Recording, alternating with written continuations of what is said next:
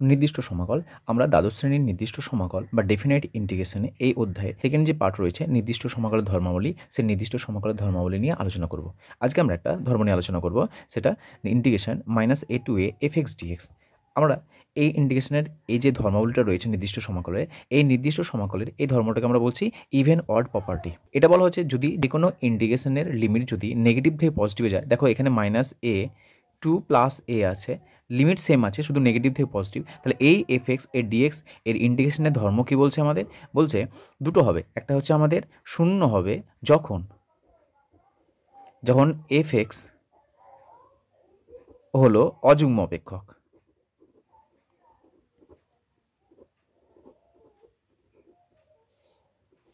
দ্বিতীয় নম্বর অথবা 2 × 0 to a fx dx কখন হবে? যখন f of x হলো যুগ্ম অপেক্ষক। তার মানে যে কোনো ইন্টিগ্রেশন যদি লিমিট -a to a হয় fx dx, তাহলে এই ফাংশনটার বিহেভিয়ার চেক করবো আমরা। ফাংশনটার বিহেভিয়ার কি চেক করব? যদি এই ফাংশনটা অযুগ্ম অপেক্ষক হয় তাহলে এই ইন্টিগ্রেশনের মান সর্বদা শূন্য হবে, এবং যদি ফাংশনটা যুগ্ম অপেক্ষক হয় তাহলে এই ইন্টিগ্রেশনের মান হয়ে যাবে 2 × 0 to a fx dx। তাহলে এখানে আমরা জানি যে যুগ্ম অপেক্ষক কাকে বলা হয়, যে fx এটাকে যুগ্ম অপেক্ষক বলা হবে যদি f of -x সমান fx হয়। এ একটা, তার মানে fx এর মধ্যে এই x এর পরিবর্তে যদি আমরা -x বসাই এবং fxকে যদি ফিরে পাই, কোনো এফেক্ট না করে, এই ফাংশনের উপর কোনো যদি পরিবর্তন না আসে, তাহলে বলছে এটাকে যুগ্ম অপেক্ষক বলা হয়। আর অযুগ্ম অপেক্ষক কখন বলা হয়? যদি f of x কে আমাদের অযুগ্ম অপেক্ষক বলা হবে যদি f এর এই x যে রয়েছে, x এর পরিবর্তে যদি -x বসাই এবং আমরা -(fx) পাচ্ছি, এই fxটা আমাদের fxই পাচ্ছি কিন্তু সামনে একটা মাইনাস আসে, তাহলে এই অপেক্ষককে অযুগ্ম অপেক্ষক বলা হয়। এবার আমরা এই যে ধর্ম রয়েছে সেই ধর্মের সাহায্যে আমরা ইন্টিগ্রেশন কীভাবে নির্ণয় করতে হয় সেটা এখানে লেখা আছে -π/2 to π/2 sin x dx।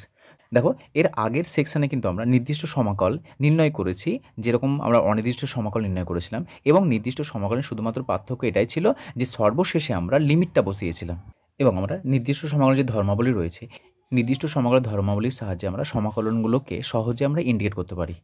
দেখো এখানে -π/2 to π/2 sin x dx দেওয়া আছে, তাহলে এর ইন্টিগ্রেশন আমরা নির্ণয় করব।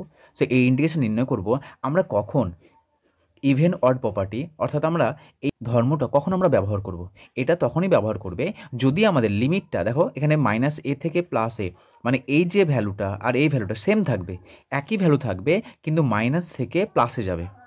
তা যখনই মাইনাস থেকে প্লাসে যাবে তখনই এই ভেতরে যে ফাংশনটা আছে সেই ফাংশনটাকে আমরা চেক করব যুগ্ম অপেক্ষক না অযুগ্ম অপেক্ষক। তাহলে প্রথমে চেক করবো আমরা sin x, f of x সমান হচ্ছে আমাদের sin x। এবার আমরা এই x এর পরিবর্তে -x বসাবো, তাহলে এখানে f of -x সমান sin of -x। আচ্ছা বলো তো, ক্লাস 11 তোমরা শিখেছো যে sin of -θ কত হয়? -sin θ, তাহলে of sin x। তাহলে দেখো এটা হচ্ছে আমাদের fx সমান of fx। তাহলে আমরা কি পেলাম যে f of -x সমান of fx। তাহলে এটা যদি আমরা পাই তাহলে বলো fx যে অপেক্ষকটা দেওয়া আছে, অর্থাৎ sin x দেওয়া আছে, এই sin x যুগ্ম অপেক্ষক না অযুগ্ম অপেক্ষক? যদি অযুগ্ম হয় তাহলে দেখো মাইনাস বেরিয়ে আসবে, আর যুগ্ম হলে মাইনাস বেরিয়ে আসবে না, যে ফাংশন ছিল সেই ফাংশনই থাকবে। সুতরাং f of x সমান sin x হলো একটি অযুগ্ম অপেক্ষক। তাহলে যখনই অযুগ্ম অপেক্ষক পেয়ে গেলাম। আচ্ছা প্রপার্টি কি বলছে? যদি অযুগ্ম অপেক্ষক হয় তাহলে ভ্যালু কত হবে? 0, তাহলে এর মান হবে 0। লিখে নেব যেহেতু fx হলো অযুগ্ম অপেক্ষক। তাহলে দেখো এখানে আমাদের ইন্টিগ্রেশন করতেই হলো না, ডিরেক্ট আমরা মান বলে দিলাম 0। তুমি যদি ক্যালকুলেট করো দেখো 0ই আসবে এটা। সো আমরা এটা ধর্মের সাহায্যে আমরা দেখলাম, নির্দিষ্ট সমাকলের ধর্মের সাহায্যে দেখলাম যে এর ভ্যালু কত হচ্ছে 0। Number 2, -1 to 1 mod x dx এর ইন্টিগ্রেশন করবো। আমরা প্রবলেম দেখে বুঝবো কী করে যে নির্দিষ্ট সমাকলের ধর্মাবলী প্রয়োগ করব এবং কোন ধর্মাবলী প্রয়োগ করব। দেখতে পাচ্ছি আমরা লিমিট সেম আছে, এখানে 1 আছে, এখানে 1 আছে, কিন্তু মাইনাস থেকে প্লাস আছে। যখনই নেগেটিভ থেকে পজিটিভ সেম লিমিটে যাবে, সর্বদা তোমরা এই ইভেন অড প্রপার্টি বা যুগ্ম অযুগ্ম এই যে অপেক্ষকের ধর্মাবলী রয়েছে বা যুগ্ম অযুগ্ম যে নির্দিষ্ট সমাকলের ধর্মাবলী সেটা আমরা অ্যাপ্লাই করবো। তার প্রথমে দেখো মড এক্স দেওয়া আছে, এখানে লিখে নাও যে এফ অফ এক্স সমান হচ্ছে মড এক্স। তাহলে বসাও, this imply F of minus x সমান মডুলাস অফ মাইনাস এক্স। আচ্ছা মডের কাজ কি? মডের কাজ হচ্ছে নেগেটিভকে পজিটিভ করে দেওয়া। তাহলে দেখো ভেতরে নেগেটিভ আছে, তাহলে কত হয়ে যাবে? শুধুমাত্র পজিটিভ হয়ে যাবে, নেগেটিভের কোনো কাজ হবে না। তাহলে দেখো এফ এক্স ছিল মড এক্স, আবার মড এক্স পেয়ে গেছি, তার মানে কত? F of x. সুতরাং এখানে বলতে পারি তাহলে অতএব এফ অফ মাইনাস এক্স সমান এফ অফ এক্স। সুতরাং F x equals to mod x হলো যুগ্ম অপেক্ষক। আর যদি যুগ্ম অপেক্ষক হয় তাহলে আমরা কি জানি? যদি যুগ্ম অপেক্ষক হয় তাহলে ভ্যালুটা হয় এটা। তার মানে এই যে যেটা রয়েছে আমাদের ইন্টিগ্রেশন, সেই ইন্টিগ্রেশনটা 2 ইন্টু হয়ে যাবে, এই লিমিটটা হয়ে যাবে 0। সেটা লিখবো 2 ইন্টু ইন্টিগ্রেশন, এই -1 এর পরিবর্তে লিখবো 0, আপার লিমিট যা আছে তাই থাকবে, আর মড এক্স ডিএক্স। এবার আমরা ইন্টিগ্রেশন করবো।